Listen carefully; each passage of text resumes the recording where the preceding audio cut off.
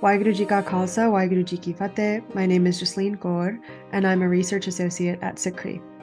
I'm joined today by Harinder Singh, Senior Fellow and Innovation Director at Sikhi. Guru Fateh, Harinder Singh, how are you? Harji Khalsa, Harji Fateh. How are you, Jasleen Kaur? I'm all right. You know, uh, I'm ready to get into sort of trying to make sense of current events, and that's why we're all here today. So thank you for joining us as we discuss the larger Sikh context around the latest events in Punjab and try to make sense of how to be thoughtful and strategic in our responses. So Harinder Singh, you wrote an article about the events of the past month called Pain, Rulers, and Love, Punjab in Chit 555. Before we get into sort of detailed conversations about what has been going on, I just wanted to ask, you were just there. And I was wondering what you can tell us based on what you observed, what you saw in this environment, because I think coming from, somebody who's watching things as a person in the diaspora, it's hard to kind of make sense of all the different sort of narratives that are swirling around. And so, yeah, I thought we could start with that before we get into the more specific conversation. Sure. I was in India, Delhi, and Punjab, and actually went to Assam, Bombay as well. Um, in the context of Punjab, what I can say is that I was there March 8th onward. I think it was a holy day or a Hola Mahalla day, depending on which lens people look at these things. And I can tell you for average Punjabi, average Sikh, everything was fine. Mm. Uh, from that day to March 18th to the last few days, actually everything was fine for everyone except the ones who are active in the Sikh field. People have accesses, they could go anywhere. It wasn't like some of the media where they're saying Punjab was, there's a crackdown, but there's a crackdown on activists. There's a crackdown on people who are reporting on things. There's a crackdown on individuals who are trying to understand and make sense of what is happening. But access was open to everyone. I went to the Darbar Sahib complex. I went to see many individuals, some who are activists and some who work in the governments, SGPC members, and people in administration, reporters. There was free access to everyone. Mm. So the this idea about that certain people were not available or certain people could not be approached or arrested or talked to, that's just not true. Everything was open. The conversations really need to be about is who was it hard for eventually in the last 2 weeks or so. Yeah, that's a really helpful sort of beginning, like foundation on which to build the rest of this conversation. So I guess we'll kind of go in the sort of arc of your article as well. Maybe you could tell us a little bit to contextualize the past month in larger Sikh history, in larger Sikh principles. So maybe we can start with like, okay, how does Sikhi understand the spiritual and the political? Just basically. And then maybe you can give us a rough overview of like relevant history in the subcontinent that will help us understand the past month. I think I want to just focus on two things because there are people who are talking about Sikhs again and Punjab again. And they are not just Sikhs who are doing it, there are reporters who are doing it, not just within India or within Punjab, but also globally. And one of the things people struggle with, including many Sikhs, that we see that our spirituality and our politics in separation. Mm-hmm. That's just not the case with the Sikhs. It never was from Guru Nanak period onward. So when we invoke a Kaur or when we invoke the idea of Naam and Shabad, which are basic foundations of Sikhi, everything is seen in integration. The idea of one force, the Sikh Kaur, this creative and pervasive force, whose culture we live in to identify with that one. And then we use the wisdoms derived from the Gurbani and the lives of the gurus in order to solve all the human conflicts and all the problems. And when we are doing any of that, we are not compartmentalizing our spirituality and the ideas of what the world now calls social justice. I mean, that may be the case and is the case in many religions in the world. And for many of them, politics is a definite no-no. But for Sikhs, it's never been, because it is very much part. Spirituality and politics is like miri piri, as we say in Sikh tradition. It is this Raj Jog idea, which has to do with the rule as well as the union with the divine. So we cannot be seeing and calling out certain political things as being too political. There is no such thing. Just like there is nothing too spiritual for us. Everything for us is spiritual and political at the same time. And the word I like to use is their symbiotic relationship in Sikhi. And people who don't understand it, when we start to see anything in the absence of that, it looks like something which is much more skewed, or we don't understand it because we don't understand this idea of Sikhi. And Punjab is where all of this was practiced by each guru. Punjab actually is very aware of this. Punjabis know this very well. Whether they are Sikhs in Punjab or Hindus in Punjab, the administrations, the police, the activists, the sovereigntists, doesn't matter what their persuasion is or role is or the lifestyle is, they're quite familiar with this. But what happens is people, when they study Sikhs or they locate Sikhs in Punjab without this context, they end up doing a disservice. Yeah, I think that's great. I think something that I did want to ask you about when you were doing your background in the article to help us understand things, you did a breakdown of sort of the distribution of Sikhs in the homeland and the diaspora, but you also sort of further separated out Sikhs in the subcontinent who live in Punjab and Sikhs in the subcontinent who live outside of Punjab, which you call the Inspira.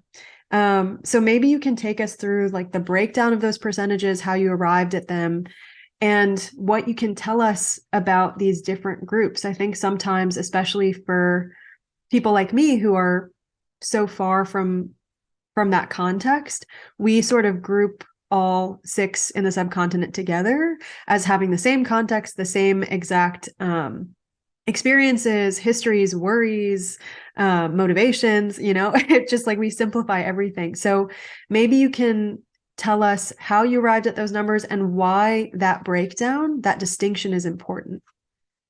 Yeah, I think I've been guilty of that too, because in the interest of time, many a time I would also say 80% of Sikhs live in Punjab or 4 out of 5 live in Punjab. But it requires more nuancing, especially in the post-84 context. And the reason I invoke 84 is because 1984 ka Lugara, we have to live with the realities of what happened outside Punjab within India, not just what happened in Punjab in June 84. In November 84, it was what happened outside Punjab within India.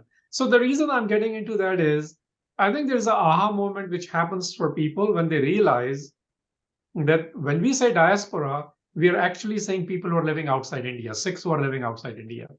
Actually, diaspora word we know is a very Jewish terminology. But if we look at it in a general sense, if there's a diaspora, there's a homeland. And the homeland has always been, for 230, 80 years of Guru Sahib's training us, the project was Punjab. And after their training, where they set up the cities, from Kartarpur to Anandpur Sahib, the idea of Raj was practiced there by the Sikhs. Banda Singh Bahadur set it up, Jassa Singh Ahluwalia declared it in 1765 from Lahore, Ranjit Singh ran it, and there have been instances of Sikhs running their own Raj, which ended in 1849. So when we say things are too political, nobody questions this. And this is relevant because, throughout Punjab, not just in the world. So sometimes people say diaspora does it. No, it actually throughout the world, you'll see in Sikh spaces, in Sikh politics and Sikh spirituality, those flags from those periods as well. Now, coming back to it, since there is homeland, which is Punjab, in 47, you have new borders in 1947. And this is where India and Pakistan, new nations, are made. And Sikhs, for whatever reason, decided to go with India at the time with certain assurances. And now you have a new border and a split partition of Punjab. So people, what we don't realize is, have lived through 4 generations up to now in Indian side where people living in India but not in Punjab, which I'm calling Inspira, and other people are starting to use that term, and I borrowed it as well. And we're interchangeably trying to figure out what to call it. I mean, this is a sizable population, and this is the aha moment.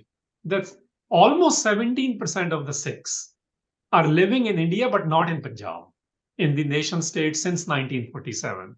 Whereas if I give the similar statistics, people living outside India, Sikhs, is roughly about 13% of the population. I can get into the statistics where I came up with this, but what we have to realize is on about 70% of the global Sikh population lives in Indian Punjab of today, the truncated version since 1966. And about 17% lives within India but not in Punjab.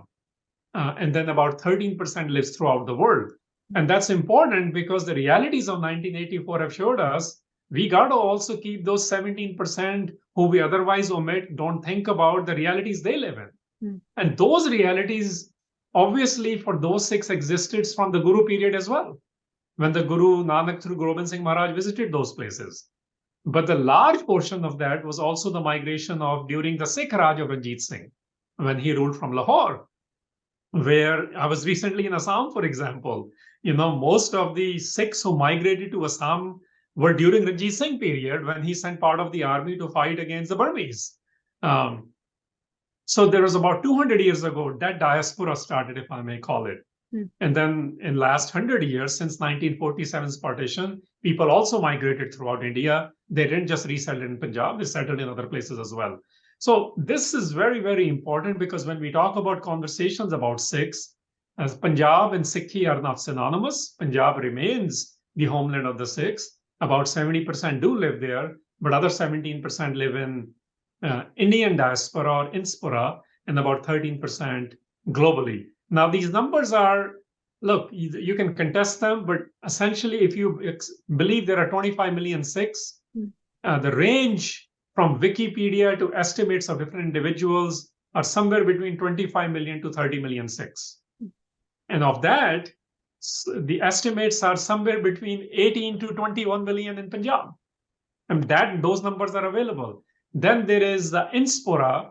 How many are left? Is it 5 to 6 million in the rest of India? And in the actual diaspora, is it 3 to 5 million? So if I look at from liberal to more conservative estimates, and I did the averaging of that, and that's how I came up with 70, 17, and 13 distribution.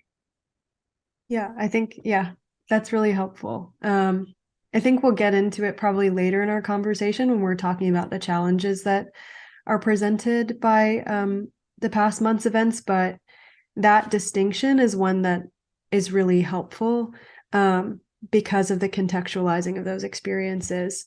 And the nuancing that is necessary as a result. So thank you for that. I did want to ask, now that we have sort of background and context, if you could speak a little bit about the timeline.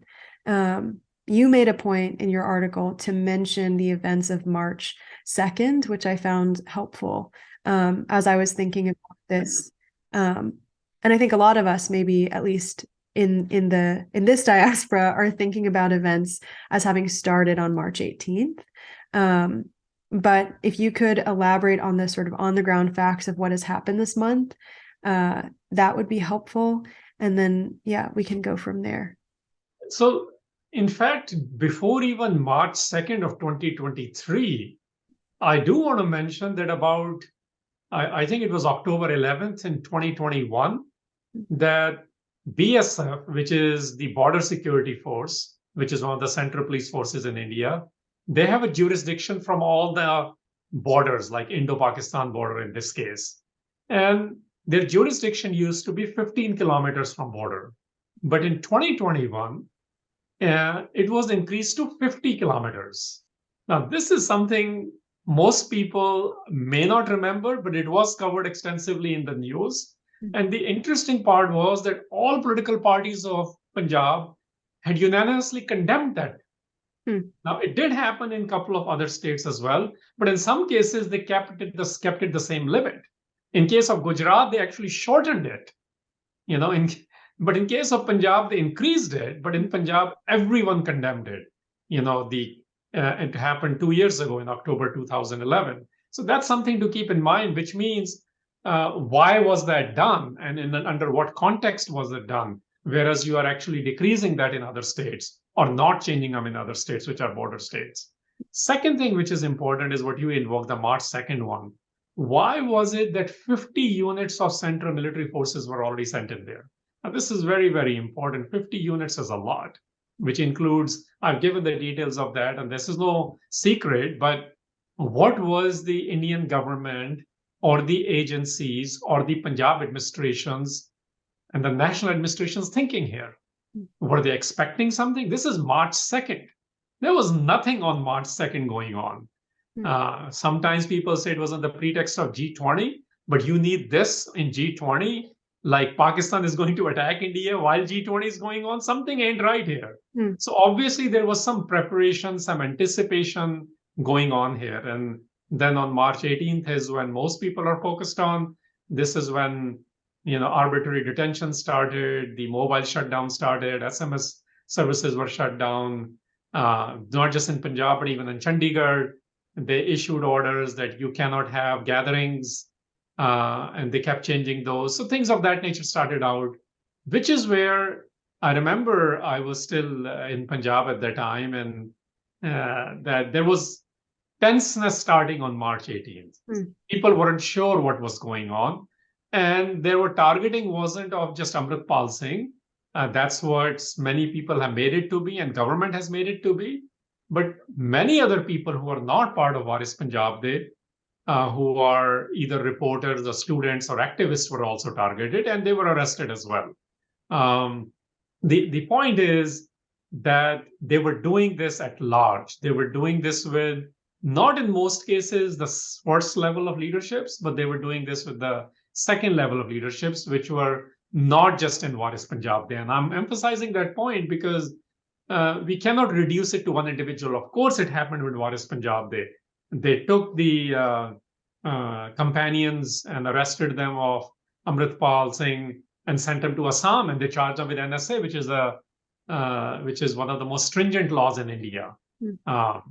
But it was happening to quite a few people, and people who are otherwise just reporting on things, their social medias were being blockaded, and international press has picked up on that. The internet freedom people have picked up on that, and they have actually cited, which are not Sikh organizations, that how this is violating India's own constitutions and laws, which means extra legal activities are taking place in Punjab. They are targeting activists, they're targeting who are raising voices, they're targeting reporters who are talking about these things. And they are not just Punjab and Sikh reporters, some of them are also international reporters and not Sikhs. Yeah, what you were saying about not making this about just one person or one event is really resonating with me, because I think my tendency over the last week has been to kind of focus in on particular people or particular groups or particular events, and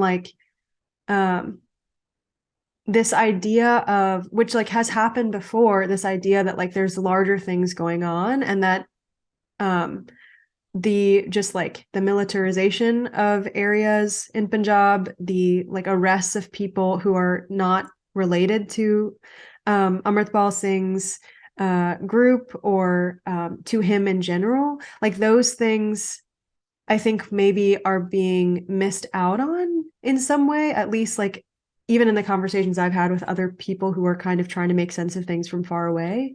And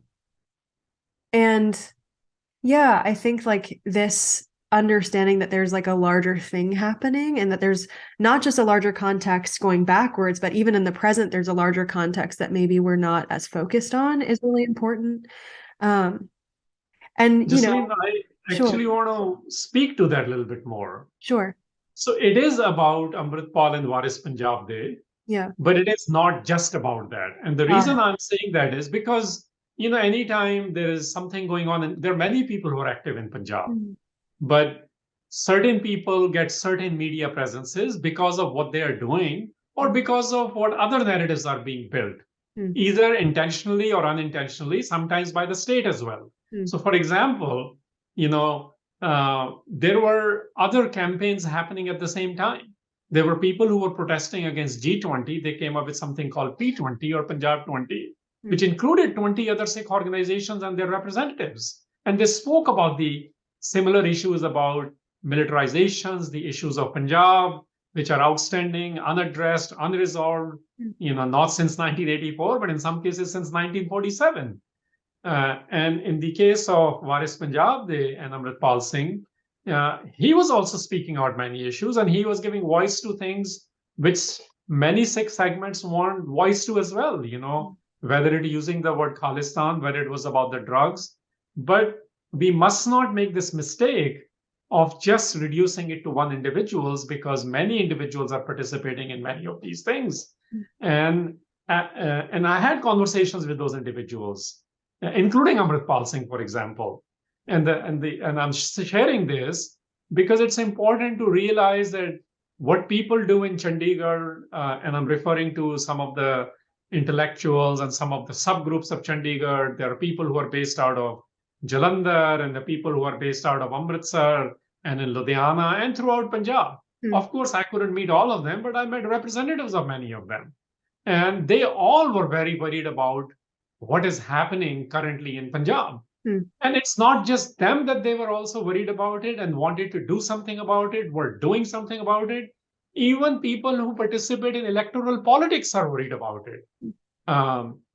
But they don't voice it as much. But few are voicing it. As an exception, few voiced it. So the point I'm trying to make is that within the Sikh world, many people are concerned. Many have been on the ground, and they have been talking about how to systematically tackle it. Some were making some preparations for it, even organize public protests. For example, the Sikh prisoners release protest, which has been running out of Mohali area, Sahibzada Ajit Singh Nagar, as we call it. Even they weren't sure about, when I met them, part of their representatives, they were not sure about what they can be doing next, because many things were unfolding and many of the strategies are still missing, but the emotions are there. The issues are very much there. People know these issues are unresolved, and many a time, operationally and strategically, they don't know what to do. So I just want to make sure that there is a heightened awareness of Sikhs living in Punjab about the Sikh issues and Punjab issues. And I think a lot of what you are seeing in Punjab for last month, since the new Nanak Shahi year started on 1 Chaith, has been speaking to that heightened awareness, where the administration in Punjab, administration in India, and a lot of Sikh institutional administrations have had colossal failures. So in that awareness, certain things got highlighted, other things didn't. But I think what's to be celebrated is awareness is heightened. And it's not just political consciousness which is heightened. It's actually much more than political now. Yeah, that's helpful. Thank you. Yeah, you sort of mentioned like politicians and their reactions, but can you maybe get a little bit into how different players have responded in the past month? So not just politicians, but also Sikh institutions and organizations and media. I think a lot of us saw the statement from the Akal Takht Jathedar in the past week, and even that we're trying to make sense of. So if you could speak a little bit about that, that would be helpful. Sure. I think a lot of the statements coming out are more recently, but initially you didn't see much. Yeah. Initially, you basically saw the whole of Indian media, if I may call it, run from Delhi. And I think a lot of them, I want to give a benefit of the doubt too. They do lack context to Punjab because they don't have correspondents in Punjab. I mean, many of them have zero. One or two may have one or two. So what they are doing is they're being fed mostly the narratives, or they're basing it on their previous assumptions or their ideologies based on their lenses, which are not from the ground. So I think a lot of it is focused on not actually understanding the ground realities of Punjab, not understanding the Sikh DNA, as I was speaking to earlier. but many of them are also feeding particular narratives and giving those things as well. But coming back to the politics of all this and the statements, look, there were a few individuals from political parties as an exceptions who raised concern. Mm. But largely, political parties were actually feeding into the frenzy, if I may call it, which was creating essentially a bad image of the Sikhs and bad image of Punjab, that something really terrible is going on. And ISI and Khalistan, these words were getting flashed. None of that is true. Everyone knows that. Even the ones who are sovereigntists in Punjab know this. Mm. So this frenzy had to be stopped, but it was not being stopped. This tarnishing of the Sikh image, the tarnishing of the civil disobedience, which Punjab so brilliantly in a very unified way presented during farmers' protest, was actually being undermined. And it actually was working. And it has worked to a large extent because some of the almost all of the union leaders didn't say anything about it. And if somebody did, it didn't turn out right. The non-Sikh and non-Punjabi farmers' protest leaders like Takat had zero statements on this because this frenzy became so complicated, right? Because the image is being questioned. Punjab is becoming this trouble spot narrative was being spun, which is not true at all. Punjab is nothing like that even today. And so what you see recently now is whether it's through SGPC, whether through Akal Takht Sahib, I think you can say there are efforts either to understand the issue or to make Akalis and SGPC relevant because their associations with the central government or the non-existence in Punjab government, they're trying to become relevant to that. Or I actually want to speak to the positive element. Maybe there's a Sikh consciousness, which is, as I reflected earlier, it is not just among the people. People are part of these organizations. I think the consciousness is also at a heightened level.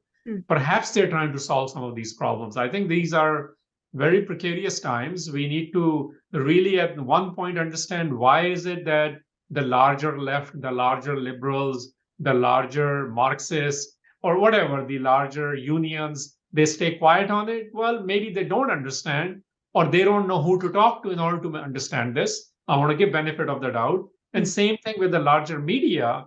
It's actually, they don't either understand it, so they're being fed the same stories to create this negative image of the Sikhs in Punjab. So our work is cut out on both fronts.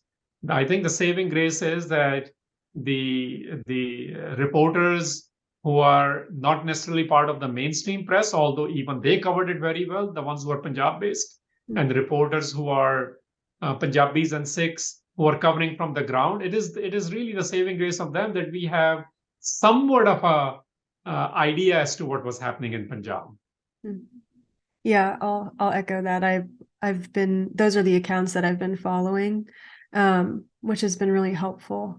I think, in the last 24 hours, a lot has happened, which we talked about before we even started this recording, but a video of Amritpal Singh has been circulating where he's calling for a Sarbat Khalsa, which I know you were present in 2015 at the Sarbat Khalsa, and I know that you also worked on Free Akal Takht and still do. So I'm wondering what your take is on that. And maybe this is, I don't mean for this question to sound kind of casual, but like whether we're ready for that. Yeah. My short answer is, in excitement, people are asking for Sarbat Khalsa. Amritpal Singh also asked for it. I mean, there will be lots of analysis of these things about the videos and his presence and what happened in last 11 days. Look, we actually don't know. That's a simple answer. I'm not the one who's going to fuel one part of the story versus the other. Yeah. What we do know is that these calls now Jathedar has to think about. The acting Jathedar of Sri Akal Takht Sahib, who's appointed by SGPC. Now, I think this puts us in a very precarious situation. All Sikhs really have to think about this. We can't just get emotional about this. That every time there is an ask or a call, who really gets to do all this? And this is something which we talked about even the last time it happened. Who really gets to call it?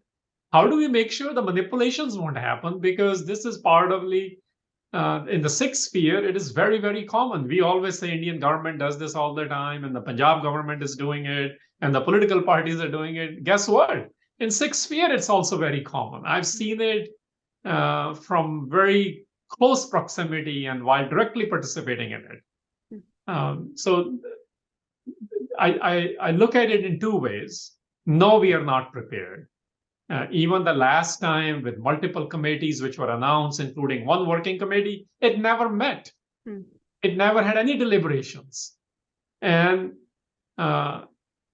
previous Sarbat Khalsa gathering, at least, even if all the Gurmatas are not accepted, because many Sikhs have questions on it, including myself. I think they were Matas, not Gurmatas.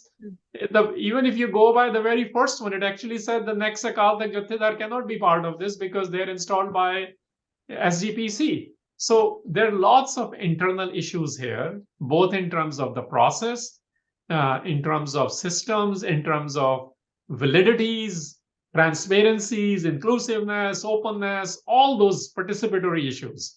I know there's excitement. I saw not just Sikhs who are excited about this, but some of the reporters and otherwise people who question the legitimacy of Sarbat Khalsas also start explaining what Sarbat Khalsas are. It's very interesting, which I think is the most positive part. Yeah. We know our system is the Sarbat Khalsa. We know that Guru granted self-governance is the model. But we don't work on that model, on its realities for 2023, for example. And unless we work on it, it will continuously get manipulated because whoever is calling it and whoever is running it, they will do what they need to do, even in their best intentions. It will get undermined because we are not prepared for. And I'm not saying I'm the only one, or people where I'm involved are the people who should be. They understand it. No, nobody really understands it. But we must have conversations on it, not when Sarbat Khalsa is about to be called. This is what we were saying for the last 7 years. The team which I worked with, that we need to be preparing such that whenever the next one comes, will be a little bit better than the previous one, because we have thought about it, we have worked on it, and we are trying to build systems to create less corruption and less manipulation. Yeah. No, that's a lot to think about. So thank you. Now that we've I know that was a lot probably for listeners, especially who are like me and have been spending the past week just trying to sort through things in their own minds. But, in the last part of your article, you talk about the challenges that are ahead of us, or maybe that we're sort of in right now. And you briefly mentioned the global protests that have been organized in response, and you rightly pointed out that emotions are high and restraint is low, that many of us are maybe falling into state traps, or some of us are. Our outrage is coming out in maybe un-Sikh-like behavior. And I've been thinking a lot about this as someone who's just existing in my context in the Western diaspora, and wondering what motivates us to act in the ways that we do, and some of the things that I've seen are troubling. And that's not to say, like, I don't want this to sound like I'm on a high horse, because I think I understand where it's coming from, and I do see it as like a combination of frustrations that I've felt the past week or so about being far away, about feeling helpless, and feeling anger at the state's mistreatment of Sikhs at home. And I think we want to feel like we are doing something, that we are like engaging in some kind of actionable thing. And sometimes the urgency of that desire means that we're not necessarily pausing to think about strategy or about the narratives that are already existing and what we might be giving fodder to. And I don't know, it's interesting. I actually went back to Asakiwad last week because that's where we hear about these games, and maybe logically I've heard about them so much, but it's harder when you're kind of like confronted with the frenzy of things to remember that. And I've also been thinking about how our actions in this part of the diaspora affect Sikhs in the, quote unquote, Inspira and Sikhs in Punjab at large. And so all that is to say, I'm wondering if you can briefly touch on the distinction that you made, or the implied distinction that you made between internal and external activism, in the things that you see as like necessary steps forward, or maybe challenges that we ought to deal with sooner rather than later. Which I guess in short would be a question you probably get asked a lot, which is like, what can be done? But yeah, that's my question. So, I was looking at you, Jasleen, and you and I have talked about this in other instances as well. We actually don't know what can be done. Nobody really has an answer. Let's start there. Yeah. Because we really are not ready for it. We are not prepared for it. Because, Gurbani says, Kadiye sabat sachi taksa, that we got to chisel ourselves with the shabad, and this will be the true minting. We are not chiseling ourselves with the shabad, which is the infinite wisdom, which provides us with the answers and the clarity. In fact, when I was writing article, this is what I invoked, that every guru invokes Ikoankar and Naam and Shabad, which are our ethos, our principles, to develop that calmness and that clarity. And we tell those Sakhis, and we must continue to tell those Sakhis that how we sing the Shabad when the battle is on us. Right? Guru Gobind Singh said, let's do Asa Ki War, for example, right? And when Guru Nanak is standing on the pile of dead bodies, he says, at that time, he says, let me speak with Gyan, that with the deeper knowledge, let me respond while I'm standing on the pile of dead bodies, right? So this is Guru Nanak and Guru Gobind Singh, which is very real. But when we are dealing with this kind of chaos or crisis, or psyop warfare, which is what it is right now, we actually don't know what to do, because we are not chiseling ourselves with the Shabad. We are not living in Naam. We are not invoking a Koankar other than customary speeches or ardases. So let's pause and let's try to do that for ourselves, at least at individual selves. Because when enough individuals do it, we'll bring it in our organizations, in our groups, and then that will affect the collective behavior. So that's first point. We actually don't know, because we lack this relationship, this clarity, and this calmness to come up with an answer. Second thing is, look, even if few individuals are unsikh-like behavior, that is not our narrative. That's not how most Sikhs are behaving. So I know Indian media picks up on it, and some Sikhs pick up on it, and we cannot dwell on it. There's no way we will ever justify that. I was having conversations with an MP in UK. She said the same thing to me. Whether I'm having conversation with somebody in Canada who's a minister or a former minister or an administrator in India, I can tell you, they all feel the Sikh pain. And none of them will ever justify this. Nobody will. But we cannot make that the center stage either. We have to understand people slip. We slip. I will slip because of what I said earlier, because of my not as strong relationship with Ikoankar. So we need to obviously become, one of the suggestions I've given, that's why is we got to continuously work on creating a Sikh response based on Sikh inspiration. And that's where that's coming from. We must own and understand and relate to the pain of our people. And we must, get a little reserved and a little vigilant about our own self behaviors. And if we slip, we need to take care of that, but not make that the centerpiece as some of the media likes to do. So that's what I was trying to say, because, like you said, I think you were asking me even this yesterday when we were talking. Sometimes we think by doing those things, we are becoming actionable. No, we are actually masquerading that limitation we have of reaction. That is not an action. So now to your larger question. This internal sort of versus external, I don't know if those are the right phrases, but we can talk about that. Look, internally, I don't think we highlight enough people who try to do things about it, because we don't hear enough about it, and we don't have organizations who are actually focused on it. But one activism is what you see in social media, countering the bad narrative, the non-Sikh narrative, the non-Punjab narrative. But when we are countering it, sometimes we end up creating not so good narrative either. But at least we are seeing successes of that now. In last couple of years, we have gotten as a collective, which is in Punjab, in Inspira, in Diaspora, which is trying to counter the narrative, which they know somehow is not right. But what is the right narrative? We struggle on it. It's okay. It's a growing pain, and we'll come out of it. And I think we'll be victorious because we are onto something here. But and that's the external activism which you are seeing right now. Internal activism, I think, is really, really lacking. This is where what we need to, I had this conversation with people who have worked in FCOs or state departments and people who need to develop relationships with the governments. And what they say is very clear, that we actually we have not built those relationships, whether it is with particular reporters, particular embassies, particular government departments, and not just internationally, but within India as well.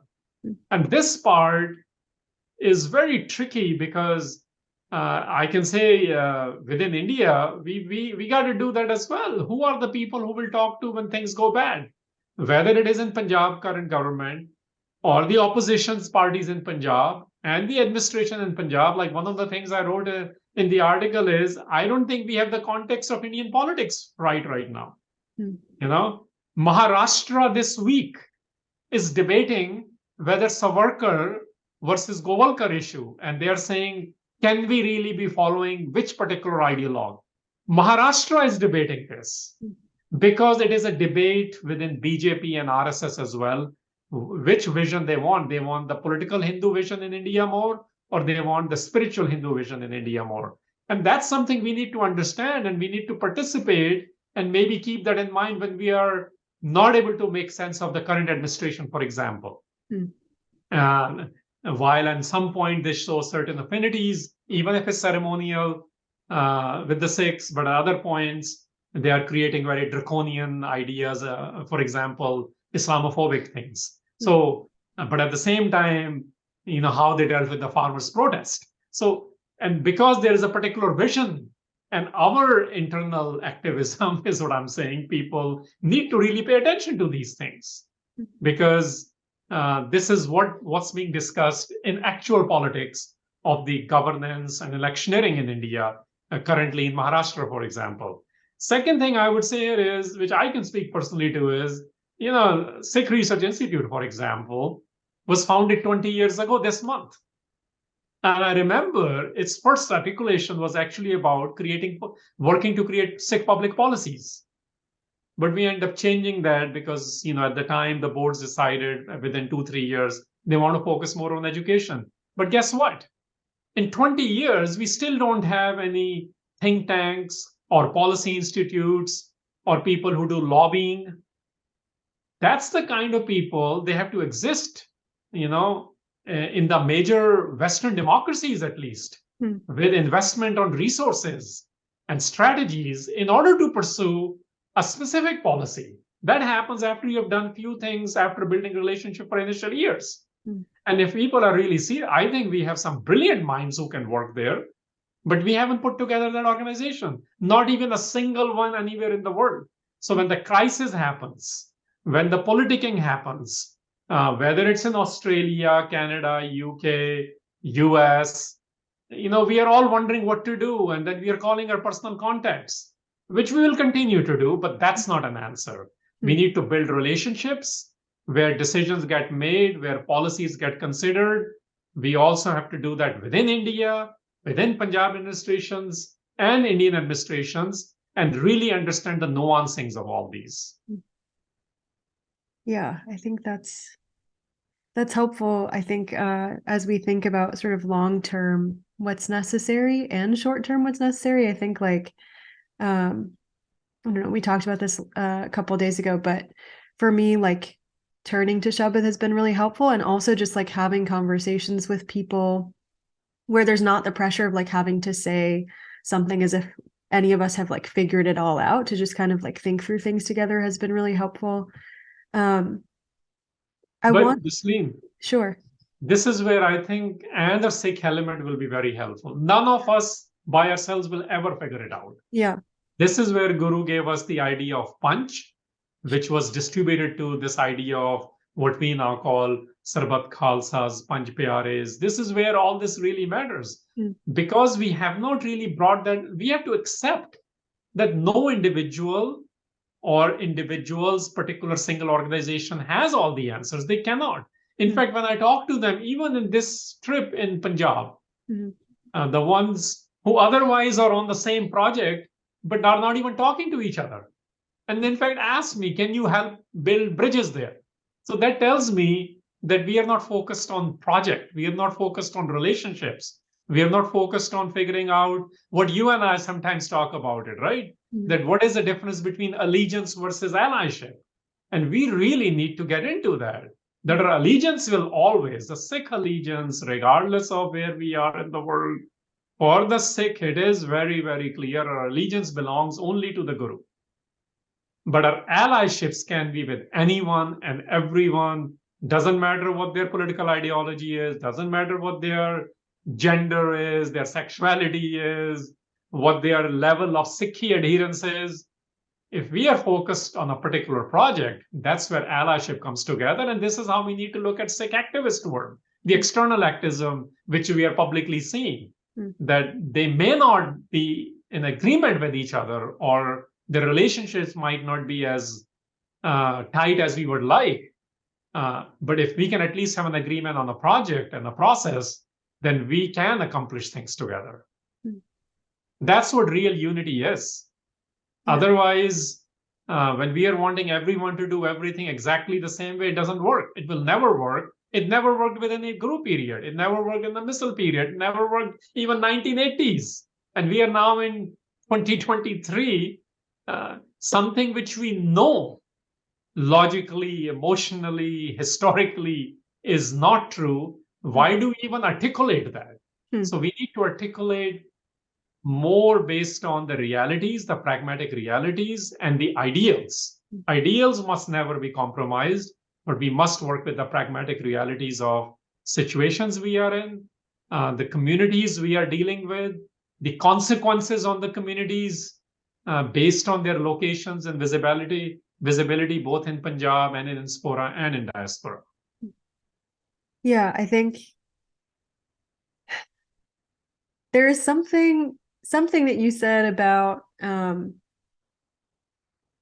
fact that like we know that this has worked in our history and that this is our history, that maybe that's not something we're tapping into yet, but that there's like hope there if we can use those examples as models for our activism and our planning and our projects. I think that's much needed on my end, like this idea that like, yes, we've done it before and we'll do it again. And I keep thinking about what you were saying earlier in the conversation about how we have seen some kind of like collective raising in awareness or consciousness, or however you want to say it. So I do want people who are listening to this, especially who are trying to make sense of things from their context in the diaspora, in the, especially in the Western diaspora, to understand the hope that I do feel from this conversation, even if the sort of the context can be overwhelming to sort of sort through. I'm sure I'll be thinking about this for a long time.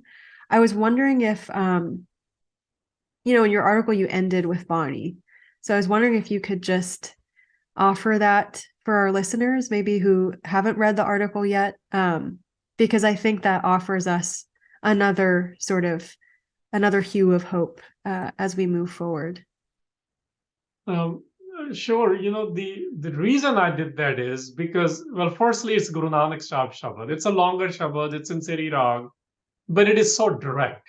As those of us who know Guru Nanak or wanting to be knowing even more of Guru Nanak's vastness and completeness and perfections, this was just so direct. And I thought, what better way for us to understand this as to the realities we are dealing with? And the stanza, the line which is so direct and graphic is Rat Pine Raje Sre Upar. This blood-sucking rulers, this is sort of what we feel. We actually say that in contemporary Punjabi as well.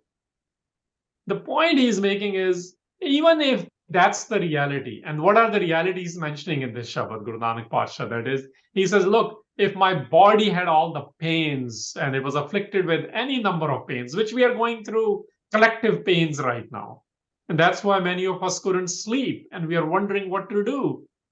And he says, and in the colloquial sense, Guru Nanak Sahib says that even if I found myself under the spell of these Rahu and Ketu, which are these shadow planets in Indian astrologies and mythologies, and he says, Paap Grahan Dohraha, which means if I'm under the sinful, if you want to be really classical about it, sinful spell of these two shadow planets, right? Or these two sinful planets, which essentially colloquially means that I'm in trouble. In contemporary Indian Hindi and in Punjabi, they say, when Rahu Ketu is there, which means you are in trouble. So essentially, Guru Nanak Sahib is saying, I'm in so much pain and I'm in so much trouble. Why?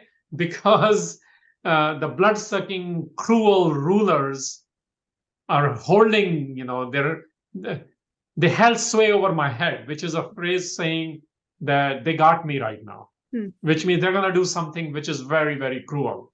But even in that condition, and that's Guru Nanak for us, right? This is Guru Nanak through Guru Gobind Singh and Sikhs of the Guru.